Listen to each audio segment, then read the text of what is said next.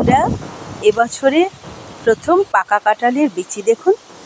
ইঁচড় সবাই ভালো খায়, কিন্তু পাকা কাঁঠাল কেউই খায় না। আমাদের এ বাড়িতে অজস্র আম কাঁঠাল গাছ, আরও অনেক গাছ।